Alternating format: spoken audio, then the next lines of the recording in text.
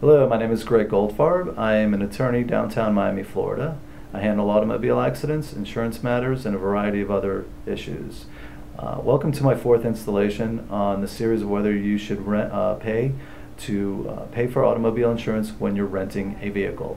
As I explained in my first three segments, or my first three installations, the answer depends on a variety of circumstances. Primarily what your automobile insurance covers and what your credit card covers. If you decline automobile insurance, which I was typically doing because of the cost, the automobile insurance, the rental agreement that you will sign is going to say that you're going to take full responsibility to pay for any and all damages that might result from your use of the vehicle. And any and all is just what it means, any and all. In my last episode, I discussed to you the types of coverages that are available, and I also discussed the previous episode what types of losses one might go through, and the purpose of those two episodes was to get you so that you could understand what you actually are covered for and what might actually occur. There are two or three main types of situations that arise which typically are not covered under your automobile insurance policy, and those would be the loss of use to the vehicle involved in the accident, as well as the diminution of value of that vehicle.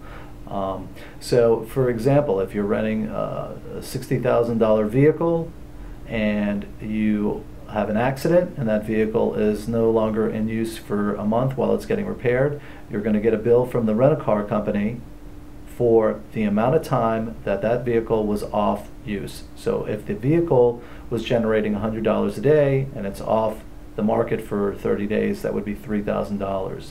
In addition to the loss of use that the rental-car company is going to sustain as a result of this type of an accident, the rental-car company is also going to suffer the loss of the diminution of value of the vehicle. And that would be if you have an accident and it's a brand new car, typically the value of that car will go down substantially. The rental-car company might want you to compensate them for the loss that they sustained of the value of the vehicle when after an accident. So now that you have an understanding of the extent of the problems that might arise if you say no to the rental insurance, I want to touch base on the second part of the due diligence that I want you to take. The first part was to call your insurance agent and see actually what you were covered for and how much coverage you have, so that you could see what you are up against. The second part is what we call secondary insurance, and that's through your credit card. Many people purchase their rental car through their credit card, and that is always the way to go.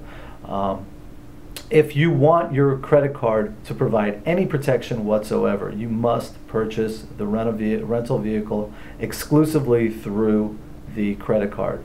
That means that if you have any coupons or any discounts through AARP or through AAA or any other type of club or group, that if you use those coupons, you might very well exclude yourself from getting any coverage from your credit card.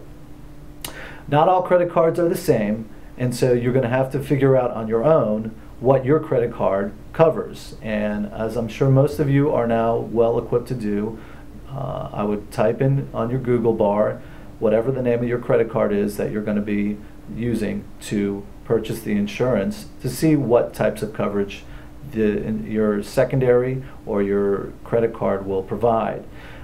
As if you were paying attention and making good notes in the first two episodes, you probably figured out that the loss of use and diminution of value is really what you're going to be exposed to if you decline the automobile rental insurance package. Many credit cards will cover those types of losses. However, they have restrictions, and you need to know what those restrictions are. One of the restrictions, or one of the limitations or requirements, is that you promptly notify the credit card company of the loss. If you wait too long, that might exclude you from getting coverage under your credit card. Typically, credit card companies will want certain proof for loss of use. So for example, they might require that you actually get the fleet utilization log from the rental car company to show that they did not have another vehicle in stock that they used to replace the one that you were involved with the accident.